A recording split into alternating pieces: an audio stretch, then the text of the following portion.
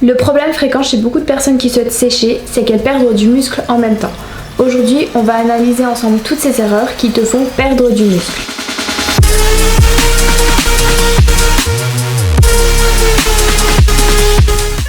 Coucou tout le monde, je vous retrouve aujourd'hui dans une nouvelle vidéo de la série sur la perte de gras. Comme je disais juste avant, si t'as déjà essayé de sécher, t'as probablement voulu éviter de perdre du muscle. Personne n'a envie de devenir tout flasque et en plus ça serait bête que tu perdes tous les gains que t'as mis tant de temps à acquérir en salle. Ça a été mon cas, ça a peut-être été le tien aussi si tu as cliqué sur cette vidéo.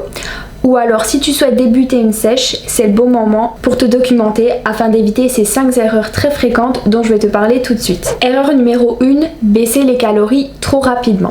Je pense que c'est l'une des plus fréquentes quand on essaye de faire une perte de gras. Si tu fais un déficit calorique trop brutal, tu vas mettre ton corps en mode économie d'énergie.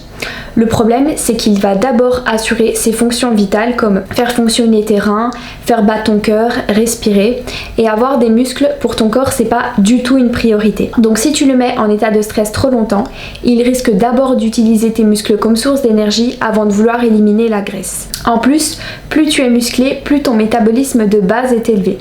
Donc ton corps a besoin d'un minimum de calories pour conserver ta masse musculaire.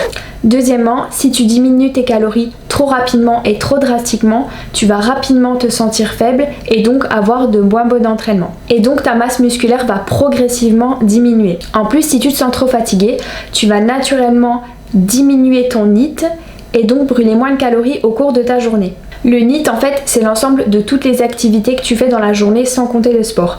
Donc par exemple, quelqu'un qui travaille dans les chantiers ou qui fait 10 000 pas par jour, on peut dire qu'il a un NEAT très élevé. Et troisièmement, tu vas mettre ton corps dans un état de stress. Et qui dit stress dit augmentation du cortisol.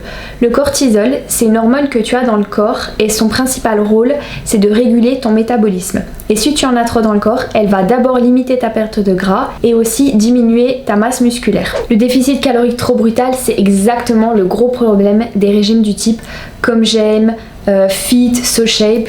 Alors oui, si tu suis les recommandations à la lettre, tu vas perdre du poids sur la balance. Mais ce sera essentiellement de l'eau, du glycogène et du muscle. Peut-être que tu vas perdre un petit peu de gras après, mais si tu sais pas du tout comment gérer le après, tu risques de tout reprendre. Donc maintenant la question c'est de combien je réduis mes calories au début de ma sèche. Déjà, avant d'entamer une sèche, il faut que tu t'assures d'avoir un métabolisme qui est suffisamment élevé. Parce que si les calories avec lesquelles tu maintiens ton poids sont presque les mêmes que les calories de ton métabolisme de base, c'est déjà qu'il y a un gros problème. Il faut avant toute chose que tu fasses une diète inversée. Je t'explique tout le protocole de la reverse diète dans cette vidéo que je te mets juste ici. Parce que si tu commences un déficit calorique à ce stade, tu vas non seulement taper dans le muscle, mais tu vas surtout détériorer ta santé. Par contre, si ton métabolisme est assez élevé, tu peux commencer ta sèche en diminuant tes calories de environ 150 à 300. Mais ça, c'est à voir au cas par cas. Parce que ton but, c'est de garder ton métabolisme le plus haut, le plus longtemps possible pour maximiser ta perte de gras. Par contre, si ton métabolisme est assez élevé, tu peux débuter ta sèche en diminuant tes calories de environ 150 à 300. Mais c'est à voir au cas par cas parce que le but, c'est de garder ton métabolisme le plus haut, le plus longtemps possible. Mais alors, qu'est-ce que je réduis comme calories? Les glucides, les lipides, les protéines, ce qui nous emmène à l'erreur numéro 2. Ne pas manger assez de protéines. Maintenant que je t'ai donné le nombre de calories que tu dois enlever pour débuter ta sèche, je vais te parler de la deuxième erreur à ne pas faire, qui est réduire ces protéines. Les protéines, elles ont un rôle structurel dans notre corps, dont la construction de nos muscles. Quand tu t'entraînes, tu détruis tes muscles. Et pendant ta phase de repos, ils se reconstruisent en plus gros. Et pour ça, tu dois manger suffisamment, dont des protéines. Je te conseille d'en manger environ 1,7 à 2 grammes par kilo de poids de corps. Ça sert absolument à rien d'en manger plus, ça va pas du tout te faire prendre plus de muscles. Donc pour répondre à la question de base, tu peux soit réduire les lipides, les glucides ou bien les deux, en gardant un minimum de 1 g de lipides par kilo de poids de corps pour le bon fonctionnement de tes hormones. Erreur numéro 3, trop de cardio à haute intensité. Si en plus du déficit, tu fais trop de cardio, ton corps va utiliser encore une fois tes muscles comme source d'énergie. Le cardio, ça peut être un super outil s'il est utilisé correctement pour augmenter ta dépense énergétique.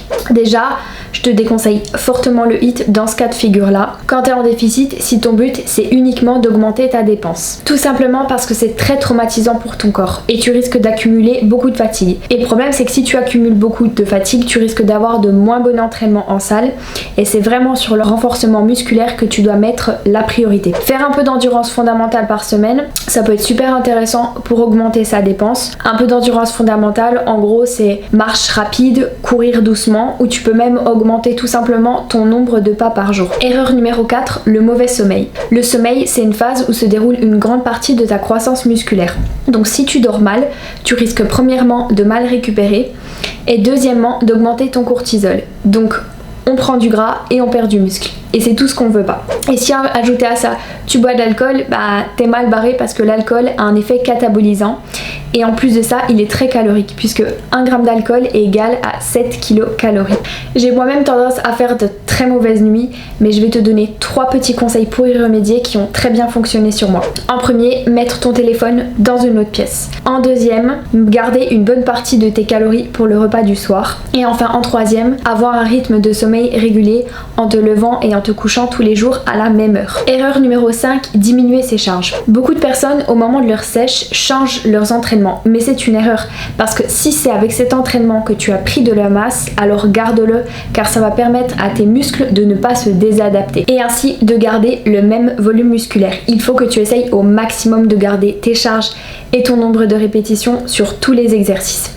Je dis au maximum parce que c'est normal qu'au bout d'un moment, avec la fatigue, tu régresses. Mais le but, c'est que ce soit le moins possible. D'ailleurs, les jours où tu es vraiment épuisé, je te conseille quand même de diminuer tes charges pour éviter de te blesser. Mais pour les personnes débutantes, c'est aussi tout à fait possible de perdre du gras et de prendre du muscle en même temps. Et voilà, cette vidéo touche maintenant à sa fin.